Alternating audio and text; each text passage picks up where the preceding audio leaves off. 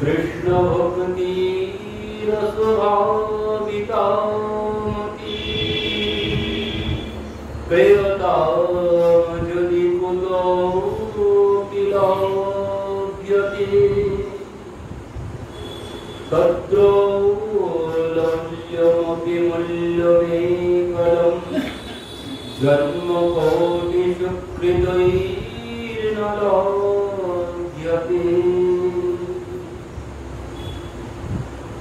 তাই কহে প্রেম ভক্তি সাধ্য এই হচ্ছে সমস্ত সাধনার স্বাদ। প্রেম ভক্তি হচ্ছে সমস্ত সাধনার স্বাদ। এই ছাড়া জগতে আর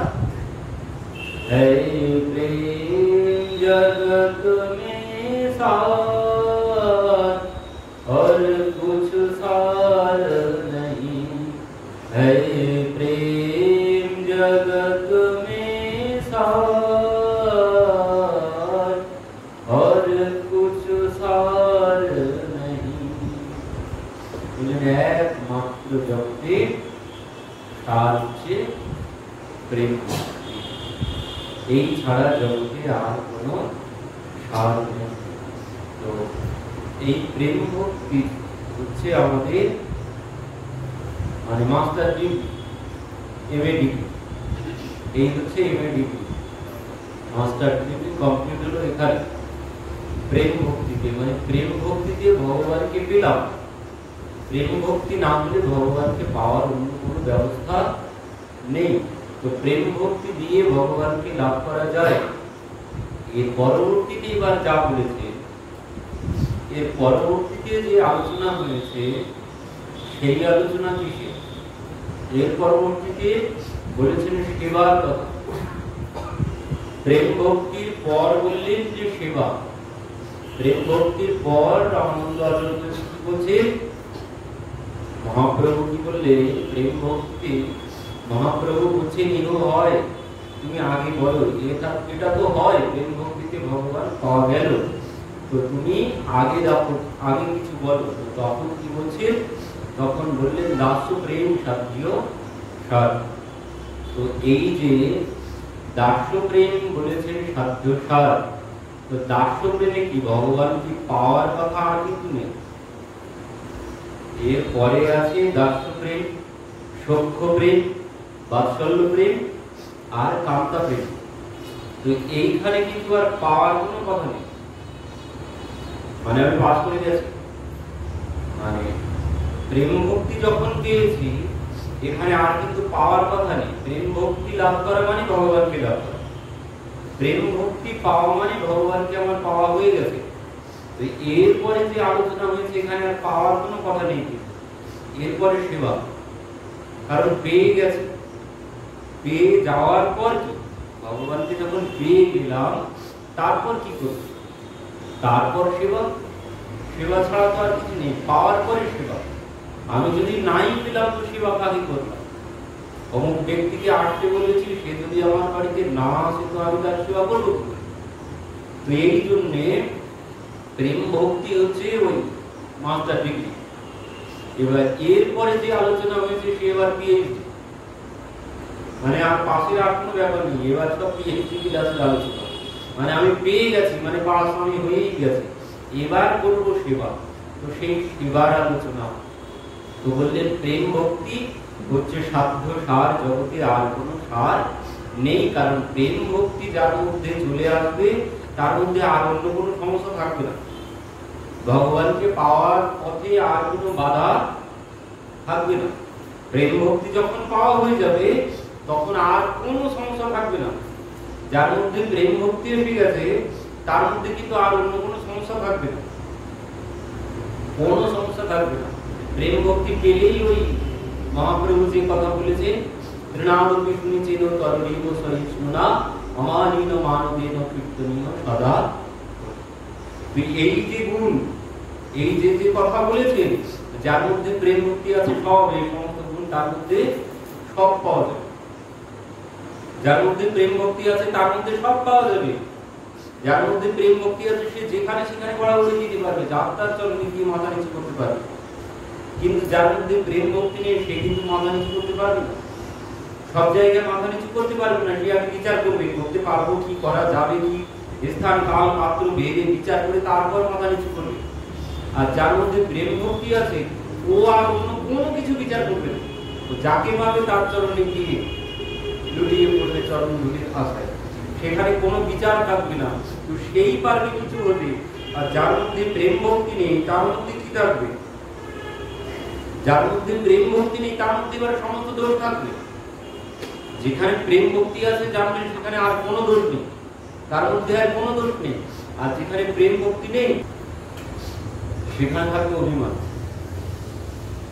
যেখানে প্রেম ভক্তি নেই সেখানে থাকবে অভিমান, সেখানে থাকবে জ্ঞানের অভিমান, পদের অভিমান, নানান রকমের অর্থের অভিমান, রূপের অভিমান। যেখানে প্রেম ভক্তি আছে কোনো অভিমান আর থাকবে। প্রেম ভক্তি যিনি লাভ করতে পারবেন তার মধ্যে কোনো অভিমান থাকবে না, সে দুনিয়ার থেকে নিচু হতে পারবে। উদ্ধবের মধ্যে যতক্ষণ না প্রেম ভক্তি ছিল ততক্ষণ ভগবানকেও জ্ঞান দিতেছে, যতক্ষণ প্রেম ভক্তি না ছিল ততক্ষণ ভগবানকেও জ্ঞান দিতে ছাড়েনি। কিন্তু যেই প্রেম ভক্তি পেয়ে গেছেন সে উদ্ধব আর সেই উদ্ধব আছে এখন ওই বৃন্দাবনের লতা গুল্ম হতে চাইছে, আর তার মধ্যে জ্ঞানের কোনো অহংকার নেই। বৃহস্পতির সাক্ষাৎ শিষ্য, সেই জন্য বৃষ্ণি নাম প্রবর মন্ত্রী, বৃষ্ণি বংশীয়দের মন্ত্রী মানে রাজার মন্ত্রী, তারপর বৃহস্পতির শিষ্য। বুদ্ধি দিয়ে উদ্ধব বুদ্ধি সত্যম, তার মতো বুদ্ধিমান আর জগতে নেই, কত অভিমান ছিল তার মধ্যে। কিন্তু যেই বৃন্দাবনে গেল, যেই গোপীদের সঙ্গ করলেন, যেই প্রেম ভক্তি পেয়ে গেলেন, সেই উদ্ধবের মধ্যে আর এই সমস্ত কোনো অভিমান আছে নাকি? কোনো জ্ঞানের অহংকার, কোনো পদের অহংকার, কোনো কিছু নেই। তো যিনি প্রেম ভক্তি লাভ করবে তার মধ্যে কিন্তু আর কোনো দোষ থাকবে না। প্রেম ভক্তি এমনই একটি বিষয়, এই প্রেম ভক্তি যিনি লাভ করবে তার মধ্যে আর কোনো সমস্যা থাকবে না। প্রেম ভক্তি পাওয়া মানে সে ভগবানকে পেয়ে গেছে। ওই জড় ভরতের মতো অবস্থা হবে, জড় ভরতের মতো অবস্থা হবে। যেখানে প্রেম ভক্তি আছে সেখানে কোনো অভিমান থাকবে না, কেউ যদি কোনো কিছু বলে তো বললো, কোনো ব্যাপার নেই। জড় ভরতের মধ্যে যে যে স্বভাব আমরা দেখেছি, যেখানে প্রেম ভক্তি আছে সেখানে সমস্ত সব কিছু চলে যাবে, কোনো অভিমান থাকবে। তো প্রেম ভক্তিতেই ভগবানকে পাওয়া যায়। তো প্রেম ভক্তিতে ভগবানকে তো পাওয়া যাবে বলে প্রেম ভক্তিতে কেমন হবে? প্রেম ভক্তি যখন কেউ কারোর মধ্যে যখন প্রেম ভক্তি আসবে, ভগবান তার মধ্যে এসে ওই যে ভাগবতে মানে ভাগবতে সুখদেবজি বললেন যে সদ্য ঋদ্ধ অবরুদ্ধ থেকে ভগবান তার হৃদয়ে এসে অবরুদ্ধ হয়ে যাবে। যার হৃদয়ে প্রেম ভক্তি আছে তার হৃদয়ে এসে ভগবান সদ্য ঋদ্ধ অবরুদ্ধতে শুশ্রু সুধীর তৎসনা। ভাগবত বলছেন যে ভগবান তার হৃদয়ে এসে অবরুদ্ধ হয়ে যাবেন যিনি কথা শ্রবণ করবেন। তো এখানে রামানন্দ আচার্যজি বললেন না, কথা শ্রবণ করলে ভগবান তার হৃদয়ে অবরুদ্ধ হয় না। ভাগবত বলছে কথা শ্রবণ করলেই তার হৃদয়ে ভগবান অবরুদ্ধ হয়ে যাবে। রামানন্দ আচার্যজি এখানে বলছে না, ভগবান সবার হৃদয়ে অবরুদ্ধ হয় না, ভগবান অবরুদ্ধ হবে তার হৃদয়ে যার হৃদয়ে এই প্রেম ভক্তি আছে। প্রেম ভক্তি ছাড়া ভগবান কোনদিন কারোর হৃদয়ে অবরুদ্ধ হবে না। যিনি সারা জীবনও যদি কেউ ভাগবত শ্রবণ করে, কেউ যদি কীর্তন করে, কেউ যদি পাঠও করে, কেউ যদি শ্রবণও করে, তাও ভগবানকে পাওয়া সম্ভব নয়। সারা জীবন পাঠ করলেও, সারা জীবন শ্রবণ করলেও ভগবানকে কোনদিন পাওয়া সম্ভব নয় যতদিন না প্রেম ভক্তি লাভ হচ্ছে। যতদিন এই বিষয়টি না জানা গেছে ততদিন ভাগবতে ওইটুকু মানে ভাগবত পরিষ্কার সেখানে ব্যাসদেবজি বলেছেন ওই সদ্য ঋদ্ধ অবরুদ্ধ হবে শুশ্রু সুবিজ তৎসনা, মানে যিনি শ্রবণ করলেন তার হৃদয়ে ভগবান কি অবরুদ্ধ হয়ে যাবে, মানে শ্রবণের সাথে সাথে। কিন্তু আসল কথা ওখানে বলা নেই, আসল কথা এখানে মহাপ্রভুকে রামানন্দ আচার্যজি বলছে না প্রভু, ও শ্রবণ করলেই ভগবান তার হৃদয়ে কি অবরুদ্ধ হবেন না। দেবর্ষি নারদও বলেছিলেন, দেবর্ষি নারদও বলছেন যে কি যার হৃদয়ে এই প্রেম ভক্তি আছে সেই নির্ধনা দেবী ধন্য, সে যদি নির্ধনাও হয় সেও জগতে ধন্য। নিবসতি দিদি যার হৃদয়ে ভক্তি আছে সেই হচ্ছে জগতে সর্বশ্রেষ্ঠ। তার যদি কোনো সম্পদ নাও থাকে তাতে কোনো সমস্যা নেই, যদি ভক্তি সম্পদ থাকে, প্রেম ভক্তি যদি থাকে, সেই হচ্ছেন জগতে শ্রেষ্ঠ। কেন? হরিরূপী নিজ লোকম সর্বথাত বিহায়, হরিরূপী নিজ লোকম সর্বথাত বিহায়। ভগবান তার বাসস্থান ত্যাগ করে তার হৃদয়ে এসে প্রবেশ করবেন। প্রবিশতি রীতি তেষাম ভক্তি সূত্র বলতি, ওই ভক্তি না হলে ভগবান কারো হৃদয়ে প্রবেশ করবে না। এই জন্য বললেন প্রেম ভক্তি একমাত্র সাধনার সার। এই প্রেম ভক্তি পাবো কি করে? বললেন ওই প্রেম ভক্তি পেতে গেলেও আবার শর্ত আছে। প্রেম ভক্তি কি করে পাওয়া যাবে? তো প্রেম ভক্তি পাওয়ার জন্য ওই কপিল ভগবান তো বলেই দিয়েছেন, শতাঙ্গ সংজ্ঞান মম বীর্য সংবিদো ভবন্তি ঋতুকর্ণ রসায়ন কথা তজ্জ সনাদাস্য পবন্ত বর্মণি শ্রদ্ধারতির ভক্তির অনুপ্রবেশতি। বললেন সাধু সঙ্গে কথা শ্রবণ করতে হবে। তো আবার বলছেন এখানে কপিল ভগবান বললেন সাধু সঙ্গে কথা শ্রবণ করতে হবে, তাহলে তিনি প্রেম ভক্তি লাভ করবেন। এবার এখানে এসে রামানন্দ আচার্য মহাপ্রভুকে বলছেন, প্রভু সাধুর সঙ্গে কথা শ্রবণ করলেও প্রেম মুক্তি পাওয়া সম্ভব নয়। ভাগবত উপর দিয়ে বেরিয়ে গেছে, ভাগবত উপর দিয়ে চলে গেছে, কিন্তু এখানে মহাপ্রভুকে বলছেন, যাকে তাকে বলছেন না। তো রামানন্দ আচার্যজি বলছেন, প্রভু সাধুর সঙ্গে কথা শ্রবণ করলেও হবে না। কপিল ভগবান বললেন সাধু সঙ্গে কথা শ্রবণ করলেই, ভাগবত শ্রবণ করলেই প্রেম ভক্তি পাওয়া যাবে, ভগবানকে পাওয়া যাবে। কিন্তু এখানে বলছেন রামানন্দ আচার্যজি, না প্রভু সাধু সঙ্গে কথা শ্রবণ করলেও পাওয়া যাবে না। বললেন পাওয়া যাবে কখন?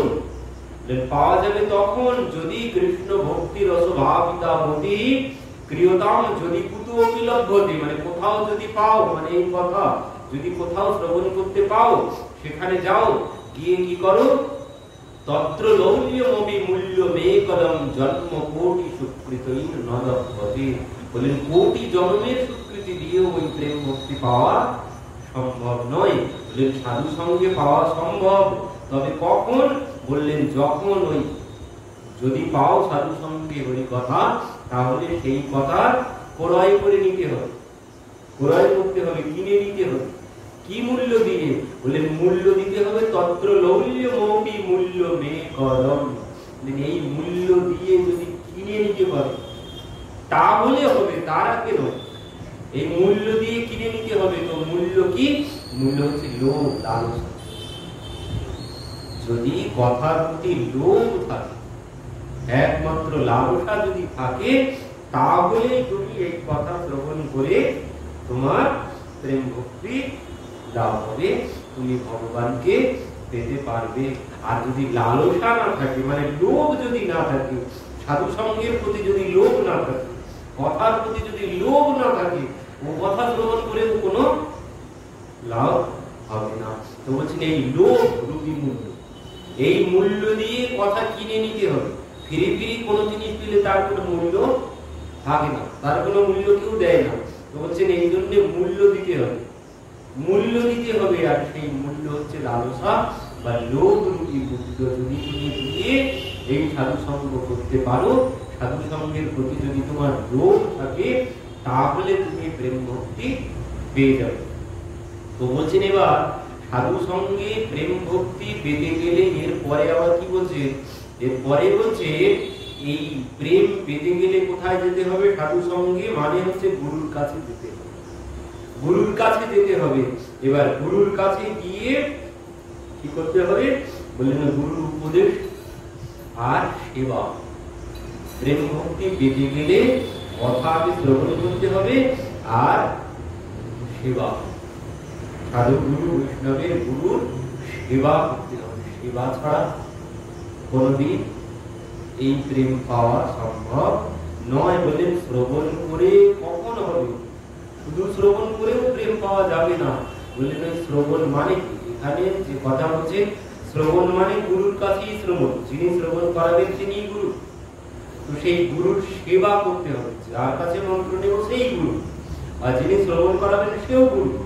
গুরু না মানলে আমার কোনো লাভ হবে না। তো বললেন গুরুর সেবার কথা হচ্ছে, সেবা না করলে প্রেম মুক্তি পাওয়া যাবে না। সেবা করে গুরুর যেদিন মন গলে যাবে সেদিনই ওই প্রেম সম্পদ গুরু তোমাকে দান করবেন, তার আগে নয়। যেভাবে ওই নরোত্তম ঠাকুর মহাশয় করেছিলেন, যেভাবে শবরী মাতা করেছিল, গুরুর প্রেম ভক্তি পাওয়া তো সহজ বিষয় না। শবরী মাতা গুরুর সেবা করছেন কিভাবে? তখন কিন্তু একদম যুবতী বয়স, গৃহ ত্যাগ করে চলে গেছেন। গৃহ ত্যাগ করে গিয়ে তিনি কি করছেন? জঙ্গলের মধ্যে থাকেন, জঙ্গলের মধ্যে থাকেন, রাত্রিতে বাইরে বার হন। তো গুরুদেব মাতঙ্গ ঋষি আশ্রমের আশেপাশে থাকে, মাতঙ্গ ঋষির আশ্রমের আশেপাশেই থাকে।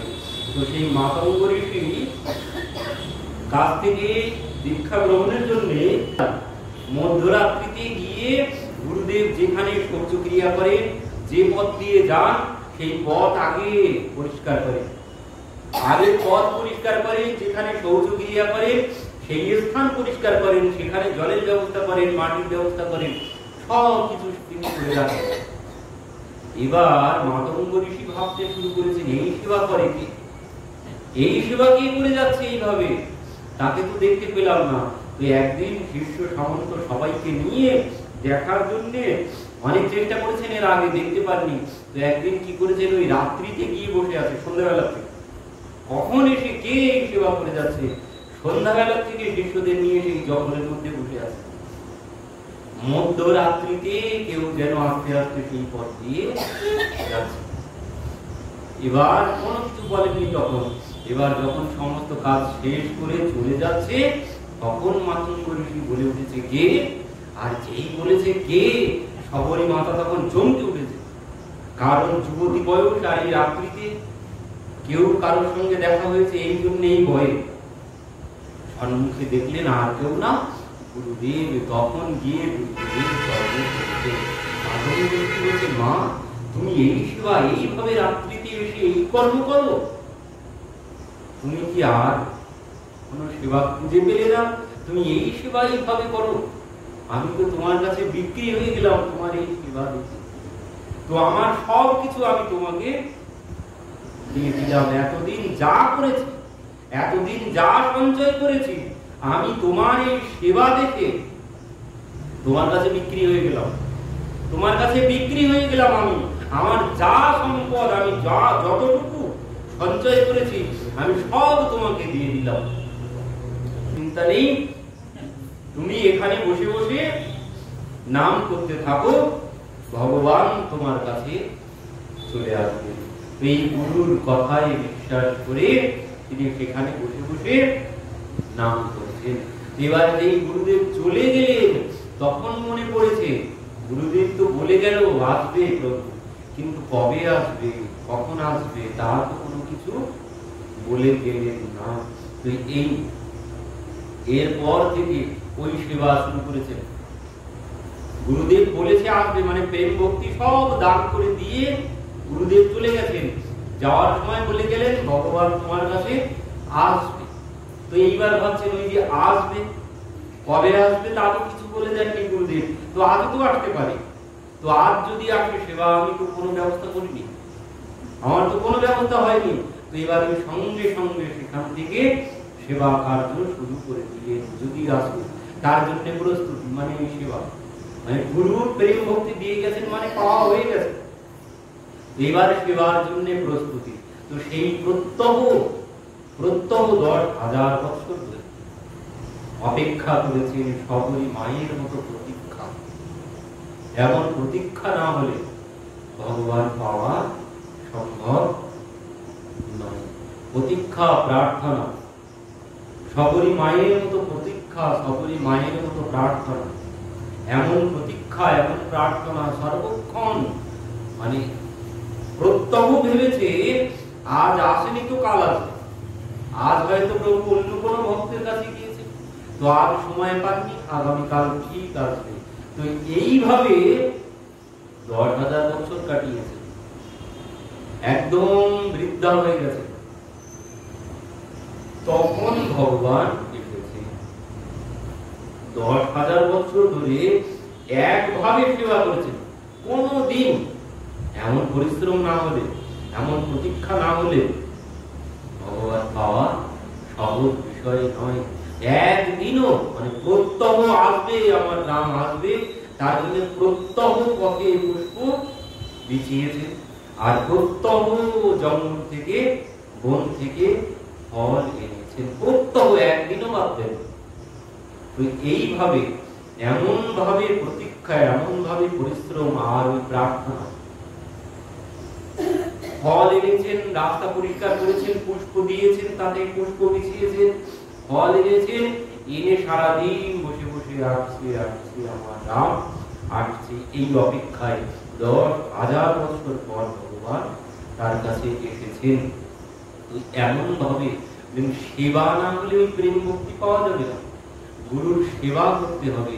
যেভাবে লোকনাথ গোস্বামীপাদের সেবা করেছিলেন নরোত্তম ঠাকুর মহাশয়, সেই ঝাড়ুটাকে লোকনাথ গোস্বামীপাদ ভাবছেন যে এই সেবা কি করে কোনো ব্রজবাসী যদি এইভাবে সেবা করে যায় আমার তো অপরাধ হবে।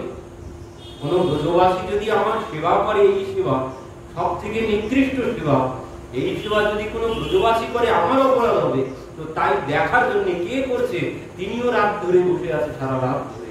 তো দেখছেন নরোত্তম ঠাকুর মহাশয় কি করছেন, ওই ঝাড়ু দিয়ে পরিষ্কার করেছেন, মাটি জল সব ব্যবস্থা করেছেন, করে ওই ঝাড়ুটাকে বুকের মধ্যে ধরে কাঁদছেন, হায় হায় ঝাড়ু তোমার কত ভাগ্য, তুমি গুরুদেবের সেবা করার সৌভাগ্য লাভ করলে, তোমার মতো সৌভাগ্য আমার নেই। এই দেখেই তো গুরুদেবের মন ভুলে গেছে। আর গুরুদেব দেরি করেননি, সঙ্গে সঙ্গে মানে এই দৃশ্য দেখেই গুরুদেবের হৃদয়কে জয় করে নিয়েছেন, গুরুদেবের মন ভুলে গেছে। মানে কি ওই করুণায় সমস্ত কিছু সবকিছু উজাড় করে গুরুদেব তাকে দিয়ে দিয়েছে।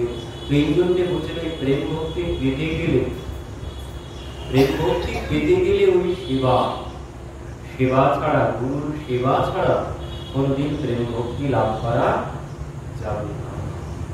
এই হচ্ছে আসল প্রেম ভক্তির আসল ঠিকানা হচ্ছে গুরুর চরণ ছাড়া, গুরুর সেবা ছাড়া কোনদিন প্রেম ভক্তি লাভ করা সম্ভব নয়। আর প্রেম ভক্তি ছাড়া জীবনে আর অন্য কোনো সার বলে কোনো কিছু নেই। একমাত্র লক্ষ্য ওই প্রেম ভক্তি, একমাত্র লক্ষ্য হতে হবে ওই প্রেম ভক্তি। অন্য কোন লক্ষ্য নেই জীবনে, জগতে অন্য কোনো কিছু নেই। একমাত্র সার হচ্ছে প্রেম ভক্তি, এই ছাড়া আর কোনো সার নেই।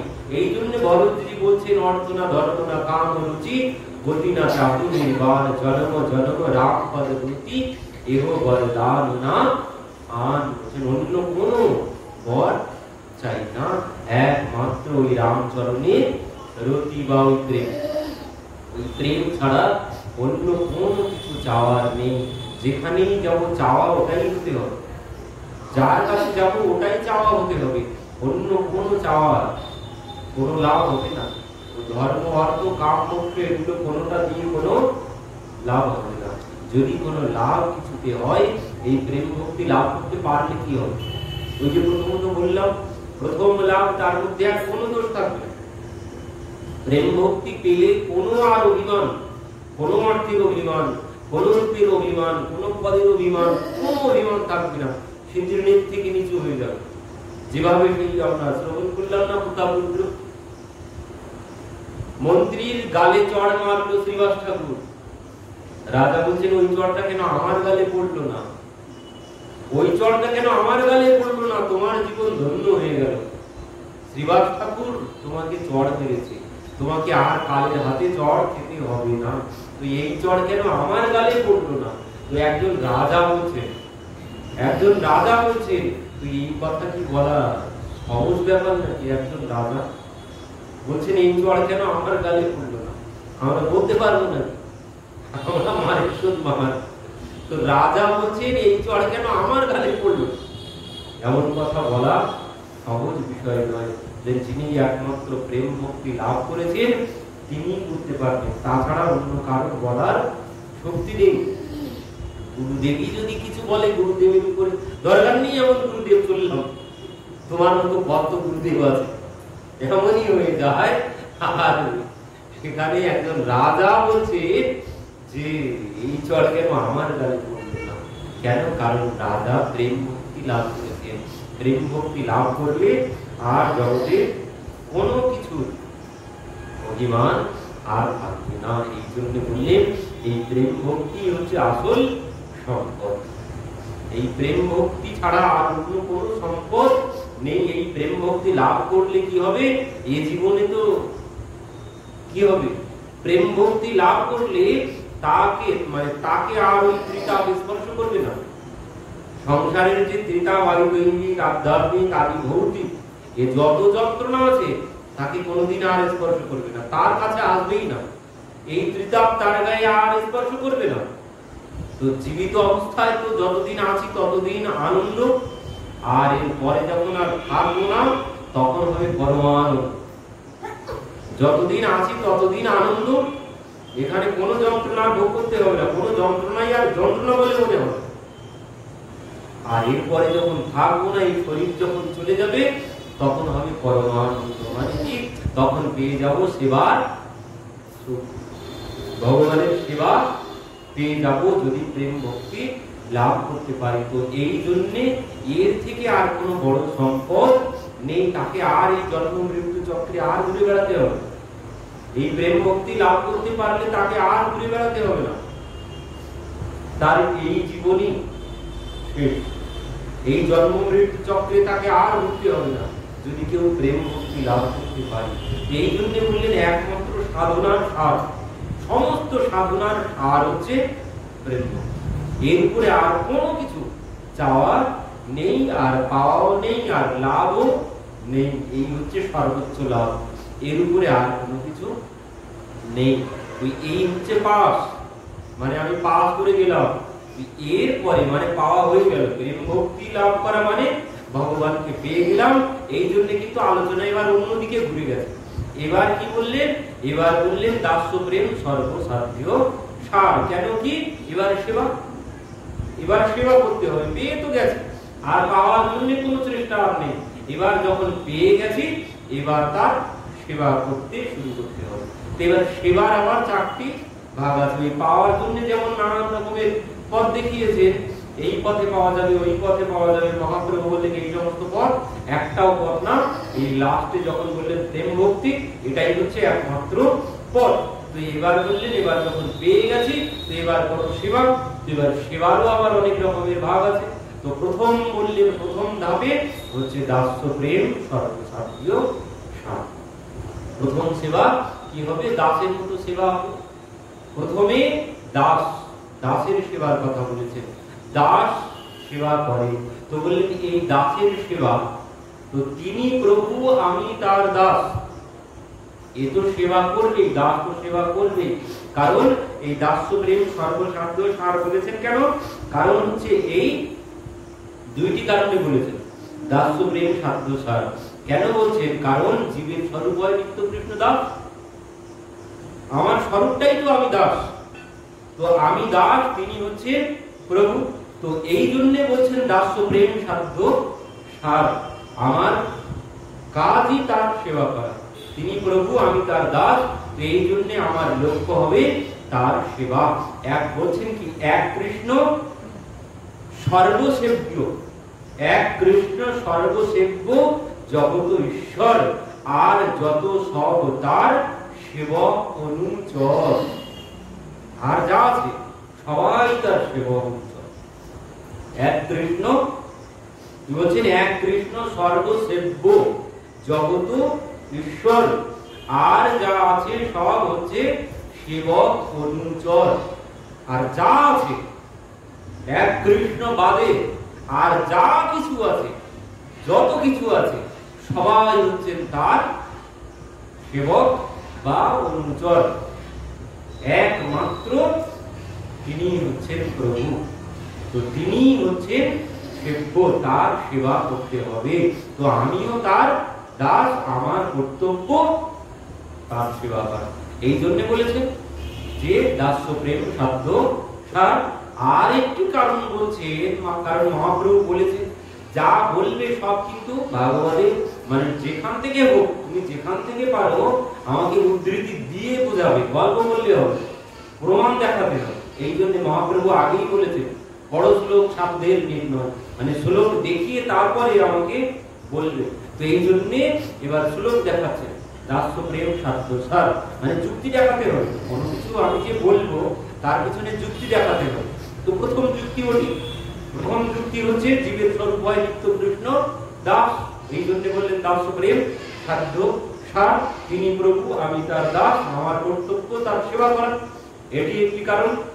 আর একটি কারণে বলছে ভাগবত থেকে বললেন, এখানে কি বলছে, জন্যাম শ্রুতি মাত্রেণ পুমান ভবতি নির্মলঃ তস্য তীর্থপদঃ কিংবা দাসানাম বশীর্ষতে। কি বলছে, জন্যাম শ্রুতি মাত্রেণ পুমান ভবতি নির্মলঃ তস্য তীর্থপদঃ কিংবা দাসানাম বশীর্ষতে। এই কথা কি বলেছেন, এই অম্বরীশ মহারাজের কাছে, মানে অম্বরীশ মহারাজের সম্মুখে দাঁড়িয়ে এই কথা বলেছিলেন ঋষি দুর্বাসা। ঋষি দুর্বাসা বলছেন যিনি ভগবানের দাস, তার এই জগতে আর কোনো কিছুর অভাব নেই। যিনি ভগবানের দাস হতে পেরেছেন, এই জগতে তার কোনো কিছুর আর অভাব নেই, তার সব পাওয়া হয়ে গেছে। যিনি ভগবানের দাস হতে পেরেছেন, মানে দাসের গুণ দেখে এই কথা বলেছেন। অম্বরীশ মহারাজের ভিতরের গুণ দেখে, মানে ব্যবহার দেখে ঋষি দুর্বাসা এই কথা বলতে বাধ্য হয়েছে, একজন দাসের উপরে আর কেউ নেই। যিনি ভগবানের দাস হতে পেরেছেন, তার দ্বারা সবকিছু সম্ভব, তার কাছে কোনো কিছুর অভাব নেই, জগতের কোনো কিছুর অভাব নেই। যিনি ভগবানের দাস হয়েছে, তো যিনি দাস হবেন, কারণ কি, যাত্রার দাস হয়ে লাভ নেই, যাত্রার দাস হয়ে কোনো লাভ হবে না। যদি দাস হতে হয় তো এমন ব্যক্তির দাস হতে হবে যেন বিপদে পড়লে সে আমাকে সব দিক থেকে সাহায্য করতে পারে, এমন ব্যক্তির দাস হতে হবে। এমন কে আছে জগতে যিনি সব দিক থেকে আমাকে রক্ষা করবে? তো একমাত্র ভগবানই আছে যিনি আমাকে সব দিক থেকে রক্ষা করতে পারেন। তো এই জন্যে বলছেন যিনি ভগবানের দাস হতে পেরেছেন, তার জগতে কোনো কিছুর অভাব নেই। কি কি কারণে বলছেন দেখুন, যখন ঋষি দুর্বাসা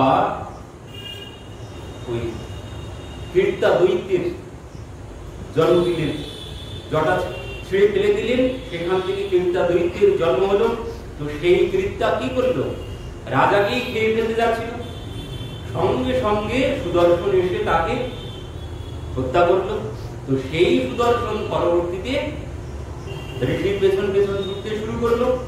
ঋষি এবার সমস্ত সবার কাছে গিয়েছেন, কেউ তাকে রক্ষা করেনি। পরবর্তীতে ভগবানের কাছে গেছেন, ভগবান কি বলছেন, আমার দ্বারাও সম্ভব নয়, আমি পারবো না। কেন?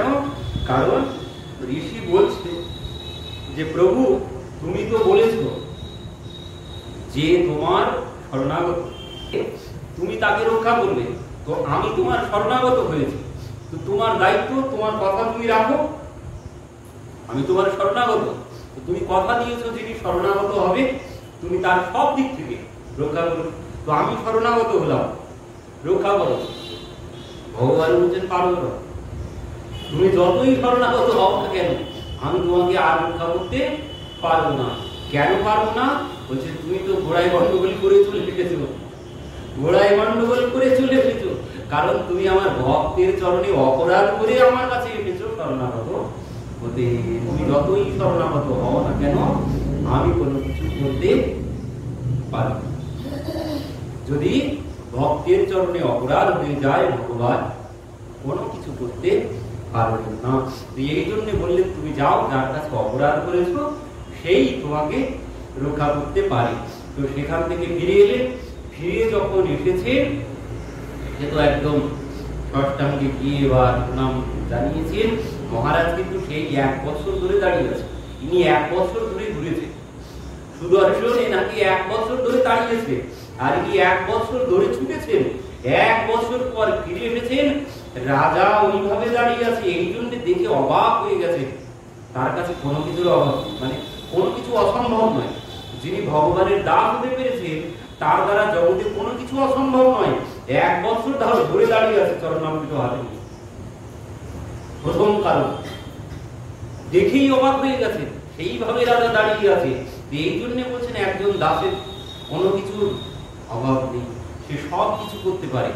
পরবর্তীতে কি বলছেন, যেই প্রণাম করেছেন তখন কি প্রথমত ভগবানের কাছে প্রমাণ পেয়েছেন।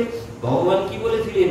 ভগবান বলছেন আমি তো অহম ভক্ত পরাধীন, আমি ভক্তের পরাধীন, আমি কোনো কিছু করতে পারবো না। তো ওখানে পেয়ে গেছেন ভক্ত কত বড়, তার প্রমাণ পেয়েছেন। এবার যখন এসেছেন ভক্তের সম্মুখে, এসে দেখছেন ভক্ত ওইভাবে দাঁড়িয়ে আছে। এই জন্য দেখে তো আরো একটু অবাক হয়ে গেছেন। এবার যেই প্রণাম করেছেন, প্রণাম করে যখন দণ্ডবত হয়ে পড়ে আছেন চরণে, তখন মহারাজ কি বলছে? তখন মহারাজ বলছেন যদি ন ভগবান কৃত এক সর্বগুণাশ্রয়, যদি ন ভগবান কৃত, প্রভু তুমি যদি আমার সেবায় প্রসন্ন হয়ে থাকো, সর্বভূতাত্ম ভাবেন যদি দ্বিজ ভবতু বিজ্জলঃ, বলছেন প্রভু তুমি এই ব্রাহ্মণকে রক্ষা করো, তুমি তোমার সুদর্শন সরিয়ে নাও, যদি তুমি আমার সেবায় সন্তুষ্ট হয়ে থাকো। এই কথা শ্রবণ করে দুর্বাসা বলছেন একজন ভক্তের দ্বারা কোনো কিছু অসম্ভব নয়, তিনি সব কিছু করতে পারেন। 1 বছর ধরে দাঁড়িয়েও থাকতে পারেন। আর যিনি কেউ যদি তাকে মেরে ফেলতে চায়, কেউ যদি কাউকে মেরে ফেলতে চায়, হত্যা করতে চায়, তো সে কি তাকে কোনোদিন এইভাবে বলবে যে প্রভু তুমি একে রক্ষা করো? এই কোনো কারোর দ্বারা বলা সম্ভব নয়। যিনি একমাত্র ভগবানের দাস হয়েছেন, একমাত্র তার দ্বারাই সব, তার কাছেই এটি আশা করা যায়, অন্য কারো কাছে আশা করা সম্ভব নয়। যেভাবে হরিদাস ঠাকুর বললেন প্রভু তুমি এদের অপরাধ ক্ষমা করে দাও। সুদর্শন কিন্তু এসেই ছিল, কিন্তু হরিদাস ঠাকুর বলছেন প্রভু তুমি এদের অপরাধ গ্রহণ করো না, এদেরকে তুমি ক্ষমা করে দাও। সুদর্শন ফিরে চলে গেল। ঠিক সেই জন্য এখানে ওই একই অবস্থা হয়েছে। এখানে যখন বলছেন প্রভু তুমি আমার সেবায় যদি সন্তুষ্ট হয়ে থাকো, তো তোমার সুদর্শনকে তুমি সরিয়ে নাও। যেই বলেছেন ঋষি উঠেছেন, উঠে পেছনে তাকিয়েছেন, তাকিয়ে দেখছেন সে সুদর্শন আর নেই।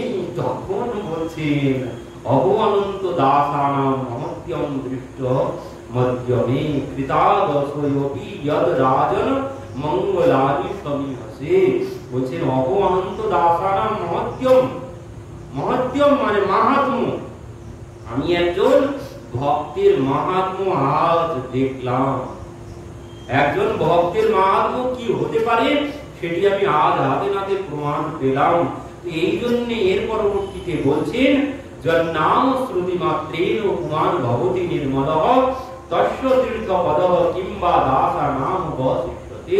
বলছেন একজন ভক্তের কাছে কোনো কিছুর অভাব নেই, তার কাছে তার দ্বারা সবকিছু সম্ভব, তার দ্বারা সবকিছু সম্ভব। একজন যিনি ভগবানের দাস হতে পেরেছেন, কোনো কিছুর অভাব নেই তার।